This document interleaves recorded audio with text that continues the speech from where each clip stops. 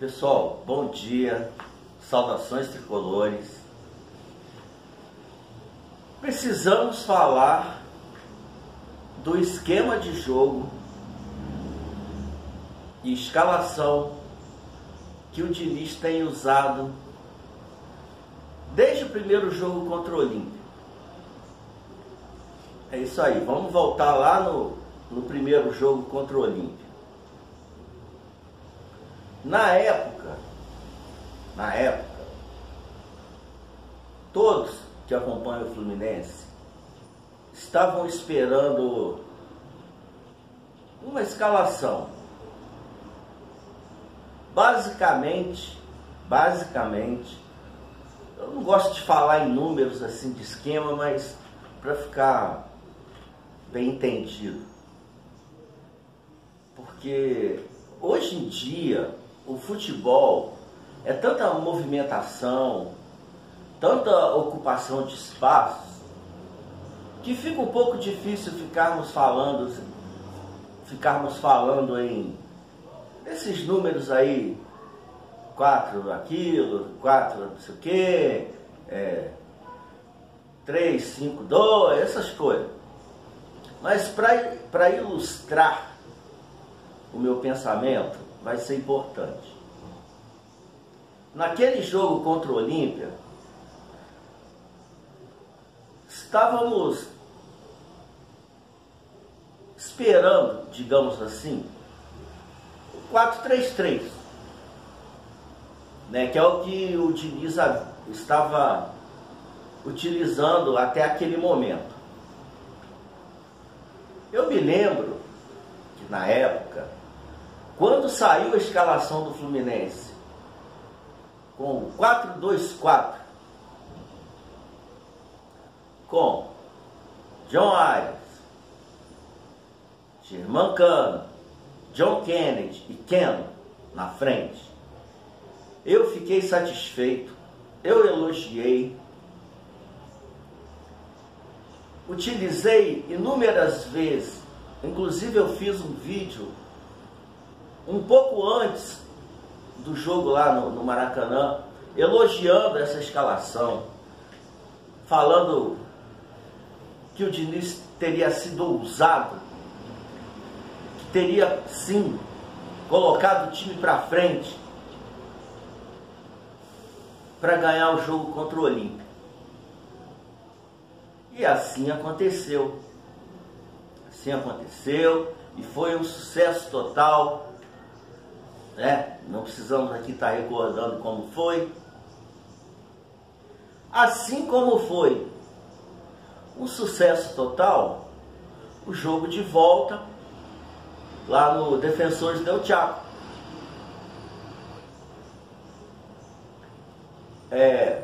Muitas pessoas no jogo de volta já pensavam em um outro esquema, mais seguro, mais cauteloso.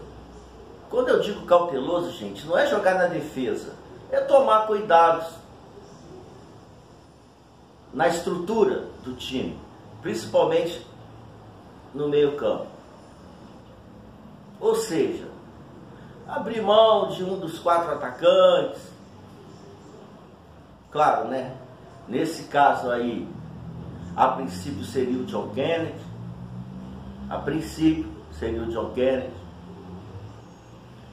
Em função de uma maior atividade, digamos assim, ali no meio-campo, com a escalação de um jogador para aquela função.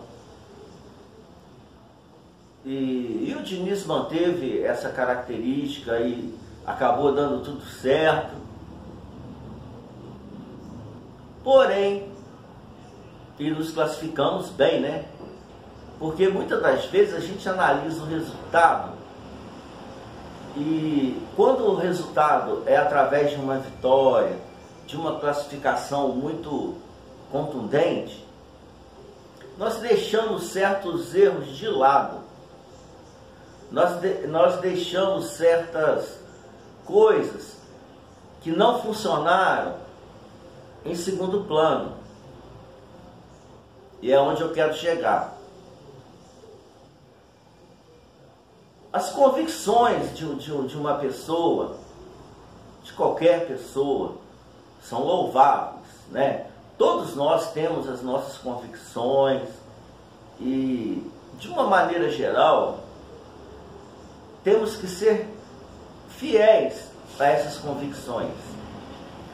Porém, não quer dizer com isso que devemos nos abraçar nessas convicções e não mudar por nada, e não adaptar por nada. Eu penso que não só no futebol, mas assim como na vida, isso é muito arriscado. Em determinadas situações de vida, e neste caso, como o assunto é futebol, no futebol, devemos sim pensar e atuar, principalmente de acordo com as nossas convicções, porém, que elas sejam adaptáveis. No jogo contra o Olímpia, isso foi compreensível. Por quê? O Olímpia é um time que não é assim, aquele time de ocupação de espaço, aquele time que joga em velocidade, aquele time que tem um potencial de contra-ataque, isso é muito importante, gravem isso, assim tão eficiente. É um time que joga basicamente de lançamento e bola na área. E contra um time assim, esse tipo de esquema ousado do Fernando Diniz dá certo. Embora no futebol nada é garantido, mas dá certo. Por quê? Porque a sua recomposição para um time que joga dessa forma não precisa ser tão eficiente assim. Basta marcar bolas longas e cruzamentos na área. E no mais é botar o time para jogar e acionar o máximo possível esse poderio ofensivo de 4 atacantes. E isso deu certo. Qual é a questão? Vamos voltar um pouco no Campeonato Brasileiro. Quantos jogos perdemos por conta da deficiência dessa recomposição do Fluminense quando está sendo contra-atacado? Eu não vou ficar enumerando aqui, mas todos viram, inclusive contra times que não são aqueles melhores times em termos de grandeza e capacidade técnica. Perdemos aí jogos até para Cuiabá com esse erro, né, de querer jogar totalmente para frente, não ter um meio-campo sólido. Estamos lá com 5, 6 jogadores no ataque, né, incluindo, né, porque o Fluminense quando vai para o ataque vai com esse número aproximado, às vezes até 7 jogadores no ataque. E um time minimamente técnico, que possa ter velocidade, saída de bola rápida, pega a nossa defesa toda aberta. E quantos gols tomamos assim? Outro exemplo foi esse jogo, último jogo contra o Botafogo. Foi a mesmíssima coisa. Um time com essa característica totalmente ofensiva, porém sem uma estrutura de marcação ali no meio-campo, e possibilitou 2 contra-ataques seguidos do Botafogo, isso em 3 minutos ou 4 minutos, e 2 gols. E se vocês lembrarem bem, quando o Botafogo iniciou esses contra-ataques, tinha 7 jogadores do Fluminense lá no campo de ataque. e a defesa toda aberta. E o meio-campo sem aquele potencial de bloqueio, de marcação dessas jogadas. Ou seja, os atacantes adversários saem no mano a mano com a nossa defesa, em velocidade, normalmente centralizados, e saem na cara do Fábio. E assim temos tomado os gols. Vendo o jogo da seleção brasileira ontem, eu percebi a mesmíssima coisa contra a Venezuela, Diniz. A Venezuela, que sempre foi um freguês histórico do Brasil. Quantas e quantas goleadas já não demos na Venezuela? E ontem o Brasil passou sufoco contra essa Venezuela para empatar. E mais, poderia ter até perdido o jogo. E o que ficou caracterizado ontem? Esse esquema com esse tal 4-2-4. Eu tenho que falar em números.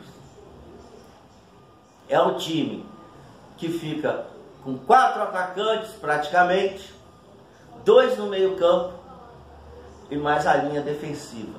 Ou seja, o buraco no meio campo continua. A possibilidade de contra-ataque do adversário continua. Por mais fraco que seja o adversário, a possibilidade dele roubar uma bola no meio campo ou na intermediária para o lado deles e sair no contra-ataque rápido é muito grande. E pega o time, no caso ontem, a seleção brasileira toda aberta, assim como tem acontecido com o Fluminense. Ou seja, Diniz, o mesmo erro que você está cometendo no Fluminense, você está cometendo na seleção brasileira, por conta da sua convicção. E mais uma vez digo, convicção, ela tem que ser sim respeitada, mas a convicção tem que ser adaptável. Não se pode jogar sempre da mesma forma, do mesmo jeito, achar que vai ter sucesso porque ali atrás teve sucesso. Devemos estar atentos ao adversário, a maneira com que o adversário joga, a maneira com que o adversário se defende, a maneira com que o adversário ataca e mais, e principalmente, como o adversário contra-ataca. Vamos voltar para a Libertadores. Os 2 jogos contra o Internacional. Estamos felizes? Estamos satisfeitos? Sim. Nos classificamos para a final. Mas vamos ser realistas. Quantos e quantos gols poderíamos ter tomado nesses 2 jogos, tanto aqui no Rio, quanto lá em Porto Alegre, por causa dessa recomposição falha, deficiente, arriscadíssima do Fluminense. Quantas vezes o Valência saiu na cara do gol e outros jogadores do Internacional tiveram a oportunidade de estar chegando até a entrada da nossa área, muitas das vezes sozinho, muitas das vezes no mano a mano, com todas as possibilidades de criar uma situação de conclusão e gol. E por quê? Porque não temos estrutura de marcação, e isso, diga-se, né, acaba se encaixando na recomposição do time, porque o Diniz quer colocar 2 jogadores apenas no meio campo. Contra alguns adversários, como eu falei, contra o Olímpia, que não é um time que ocupa o campo, é um time que só vai através de lançamento e bola na área, dá certo, Diniz. Mas times que tem estrutura tática, que tem volume de jogo, que tem um potencial de armar contra-ataque e pegar a defesa adversária aberta, isso não dá certo. Que sirva de lição para você. Parece que não serviu, né? Porque se você não observou isso no jogo contra o Internacional, nos jogos contra o Internacional, e você agiu da mesma forma ontem na seleção brasileira, ou você não observou esse tipo de falha, ou vai querer correr o risco de insucesso abraçado com a sua convicção.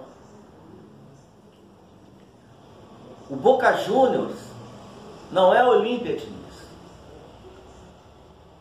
Boca Juniors é um time experiente, é um time, por mais que não seja um super time, aqueles super times do Boca Juniors que a gente conhece, que a gente já viu aí durante a história, né? Não se compara nem de longe aquele Boca Juniors que nós eliminamos aqui no Maracanã, naquele jogo histórico, né?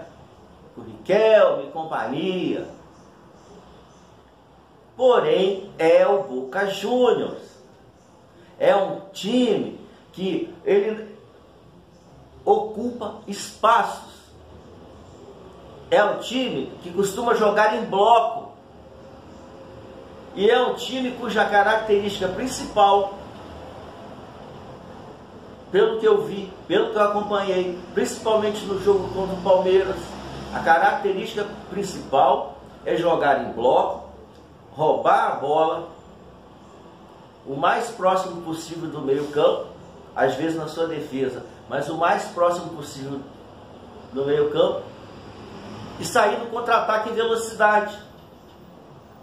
Não é um time de chutão, não é um time que fica jogando bola para a área, é um time que sabe jogar.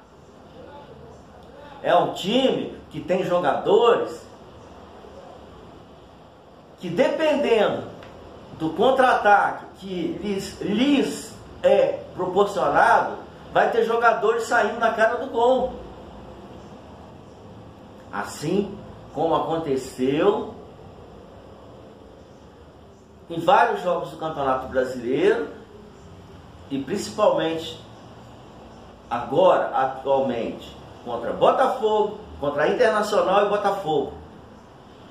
Os gols que tomamos e os gols que poderíamos ter tomado e que poderiam, inclusive, ter mudado toda a história do que estamos vivendo agora. Portanto, Diniz, para esse jogo decisivo contra o Boca Juniors, tenha em mente que o seu esquema tem falha de recomposição quando o adversário recupera a bola e vem armar contra-ataque. E na minha opinião, humilde opinião, só há uma maneira de você corrigir isso: reforçar o meio-campo. Ah, como?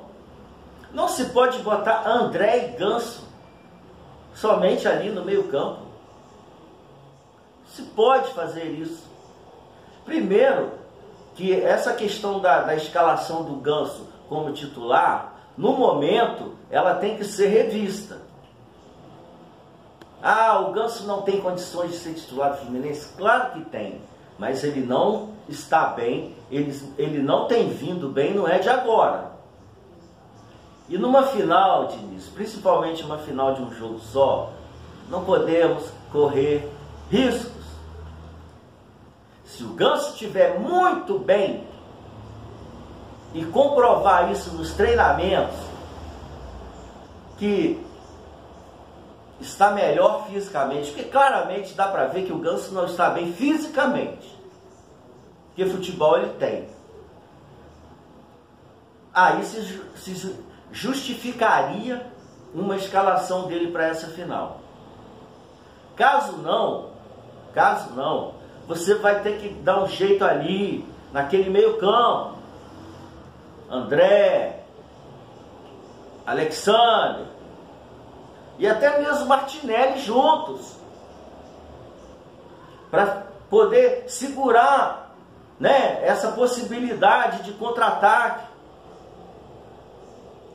E convenhamos, lá na frente, você com o ataque, John Arias, Cano e Keno, e ainda tendo uma arma secretíssima, que aliás não é secreta, mas é uma arma potentíssima, que é John Kennedy, para entrar durante o jogo.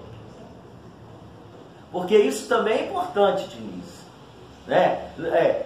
Não só temos que ter uma boa escalação, mas temos que ter opções de mudanças para poder, inclusive, estar pegando o adversário tanto de surpresa, quanto mais cansado, mais desgastado. E nada melhor que um atacante como o John Kennedy, para estar à disposição para fazer isso, né? E pegar ali já, dependendo da circunstância do jogo, um Boca já desgastado, e ele deitar e rolar e ganharmos o jogo sem correr risco. Como eu falei e vou reafirmar e vou ser repetitivo, sem corrermos risco de tomarmos aquelas bolas ali mano a mano com a nossa defesa, às vezes até nas costas da nossa defesa. E aí, meu filho, a vaca aí pro brejo, tocando o sininho e tudo. Se você sentir que Paulo Henrique Ganso realmente está bem para ir para esse jogo, mesmo assim, André, Alexandre e Ganso, e deixa o John Kennedy como opção. Ah, mas o John Kennedy não pode ficar fora do time. Aí a disputa vai ter que ser entre John Kennedy e Keno, que também não tem jogado bem aí ultimamente não. Andou jogando muito bem, mas deu uma caída. Pode ser que seja uma opção. Enfim, você tem um elenco, você tem aquele chamado bom problema em suas mãos, porque você tem opções. Mas, meu filho, seja inteligente, jogue de acordo com o adversário. E olha, esse 4-4-2, com André e Ganso apenas no meio campo, contra o Boca Juniors, é um risco o qual não podemos correr. Sob pena, né? Eu não vou nem concluir meu raciocínio, que vocês já devem saber qual é o meu raciocínio, que o poder das palavras, às vezes, ele existe. Então eu não vou dizer a consequência que isso pode ter por conta de, eu não vou chamar nem de teimosia, eu vou chamar de uma convicção que você não está querendo enxergar, tanto no Fluminense, e ontem ficou provado que na seleção brasileira também, e você já viu o que pode acontecer de ruim. O que pode acontecer de bom nós vimos lá atrás, mas isso depende muito do adversário e a maneira com que o adversário joga. Entendeu, meu filho?